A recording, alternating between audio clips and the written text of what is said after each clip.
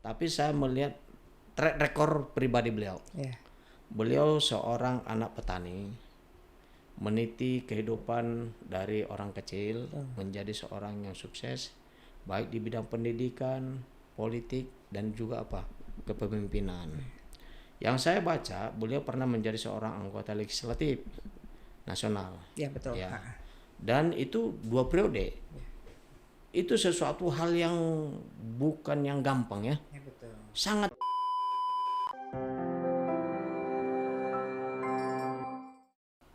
Salam Pancasila, selamat datang kembali di podcast Rumah Bersama Pelan Rakyat RBPR Bandung. Bersama kita saat ini sudah ada narasumber kita istimewa, Bang Rolinson Ronaldo Siagian ya Bang ya? Iya Kak ya, betul. Oke Bang, ini karena ini kesempatan pertama Abang untuk tampil di podcast kami, bisa Abang perkenalkan mengenai Abang dan mengenai organisasi Abang yang saat ini Abang sedang geluti? Terima kasih Kak atas kesempatan yang diberikan. Perkenalkan, nama saya Rolinson Ronaldo Siagian, relawan dari Sahabat Banteng Ganjar for Presiden. Alamat kantor kami di rumah Ketua Umum yang ada di Buah Batu. Di Bandung ya Bang ya? Khusus beralamat di Jawa Barat. Ya. Ini organisasi ini apakah hanya ada di Bandung atau juga sudah ada tersebar Bang di Jawa Barat dan sekitarnya atau bahkan ada mungkin di provinsi lain?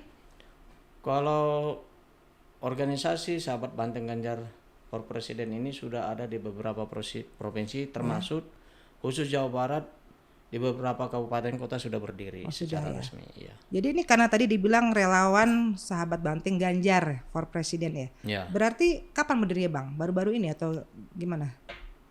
Ini berdiri sejak awal dari tahun 2023. Ini ya. Sudah Memang terbentuk, khusus ya karena mendukung Pak Ganjar ya. Benar Presiden betul, ya. Nah, terus gimana Bang mengenai visi misinya ya untuk Indonesia organisasi ini?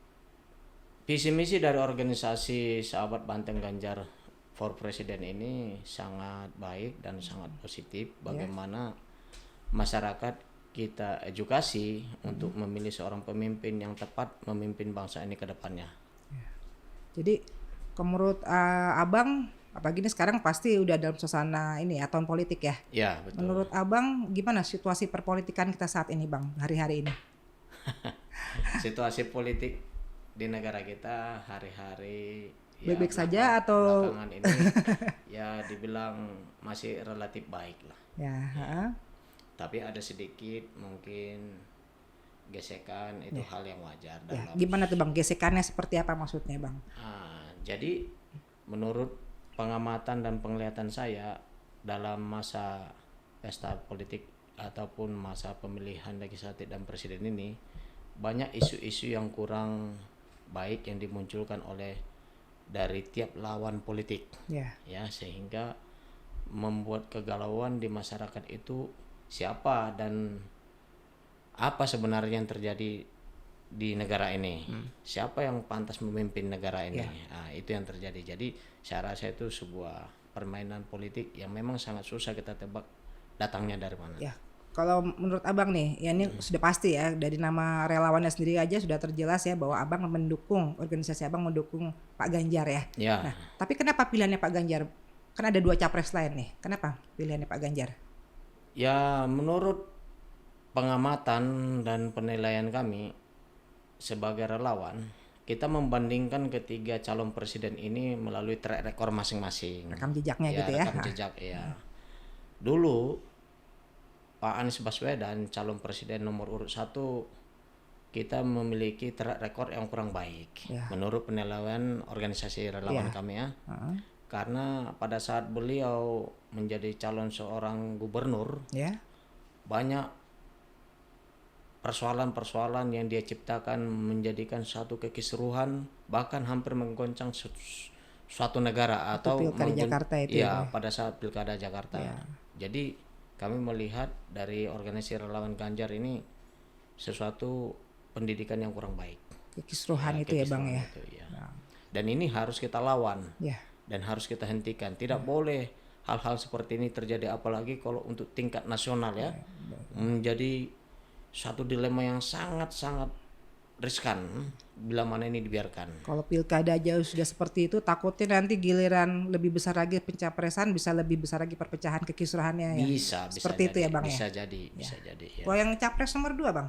Menurut saya dan penelitian kami dari sahabat Ganjar untuk presiden, calon presiden nomor urut 2 mempunyai track record yang baik awalnya ya di dunia karir militernya.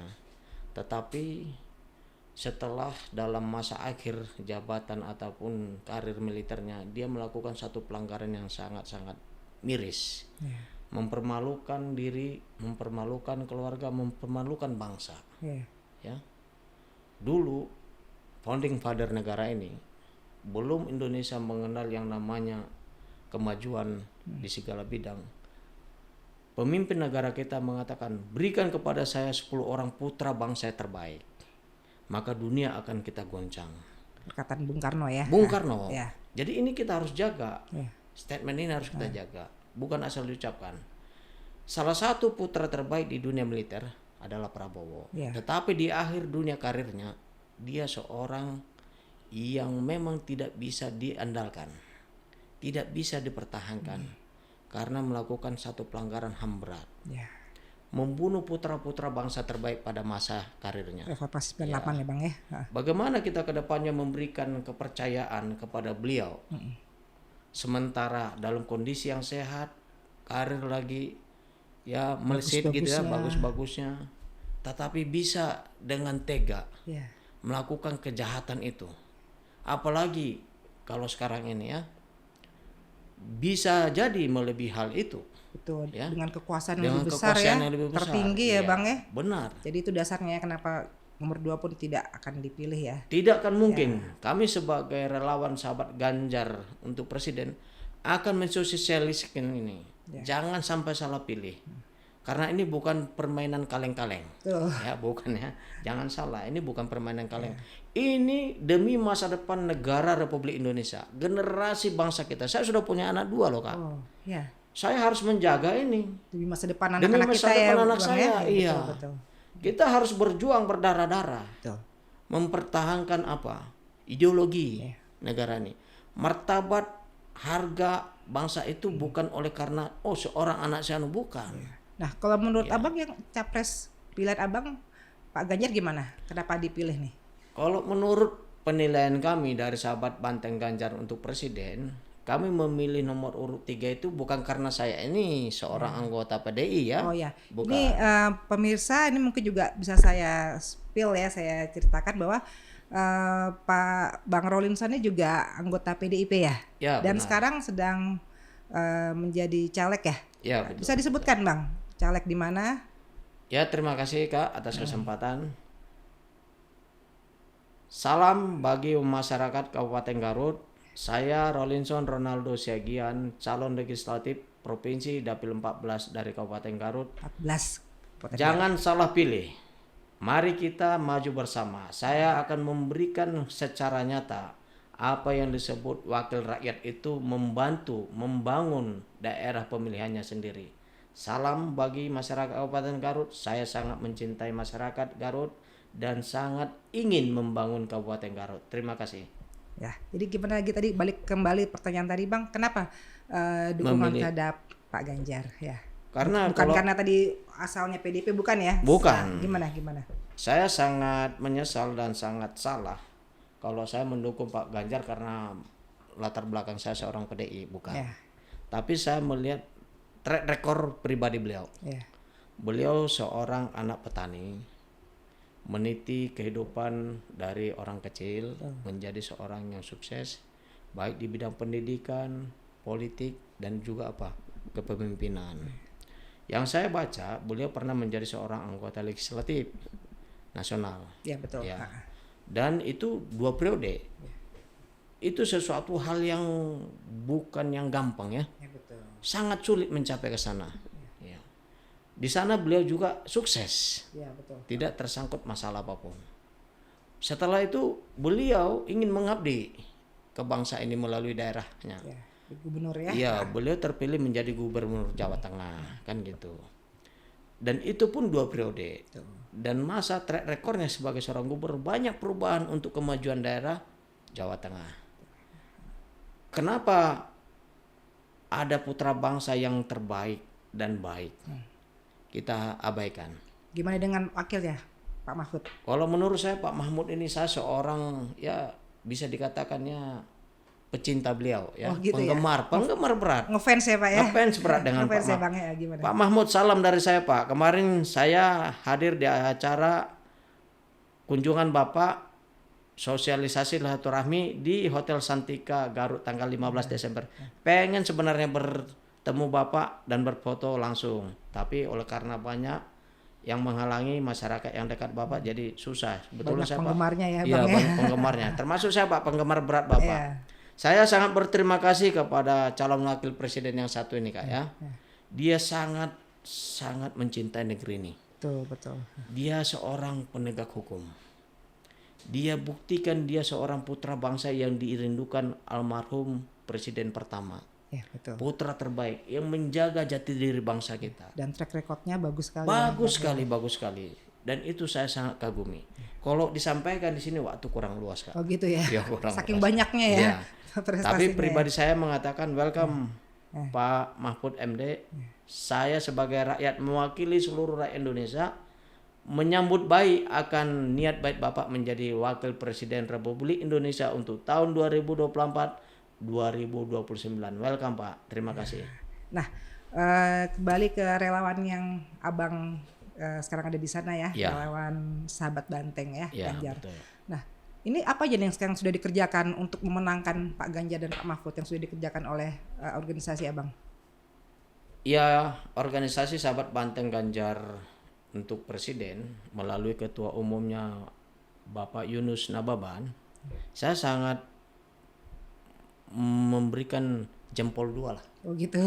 Karena dengan upaya dia pribadi, dia sangat mencintai calon presiden ini, sehingga dia berkorban baik secara material dan non material, waktu, tenaga dan uang dia berikan.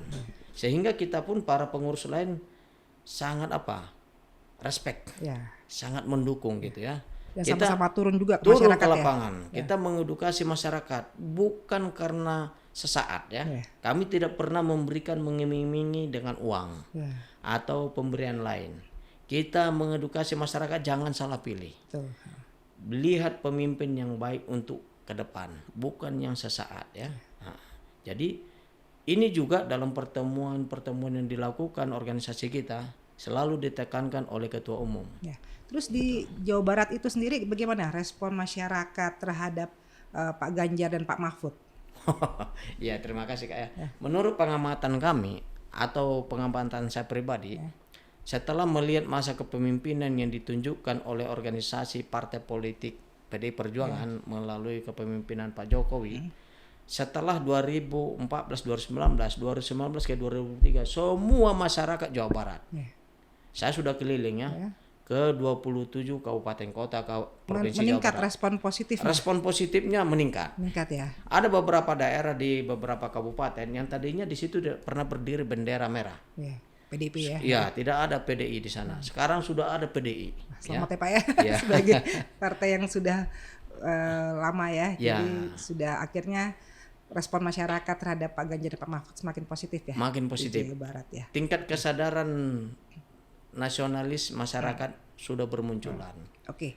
Sekarang Pak, untuk mengakhiri bincang-bincang singkat kita, apakah ada pesan dari Bang Rolinson untuk masyarakat Jawa Barat, khususnya mungkin dapilnya Bang Rolinson di Garut ya? Iya.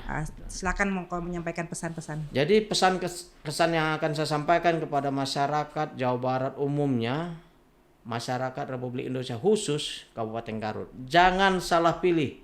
Calon presiden yang kita usung cukup nomor 3 saja, Ganjar Mahfud.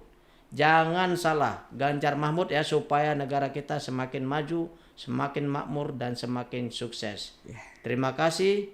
Saya sampaikan Assalamualaikum warahmatullahi wabarakatuh. Terima kasih banyak ya Bang Rolinson untuk kesempatan saat ini. Terima kasih para pemirsa semua, dan pastikan kembali menyaksikan podcast RBPR bersama Plan Rakyat Bandung selanjutnya, karena nanti akan masih ada banyak tamu-tamu spesial yang akan kita hadirkan di podcast kita ini. Terima kasih untuk kesempatan saat ini. Salam tiga jari. Iya, salam 3 jari.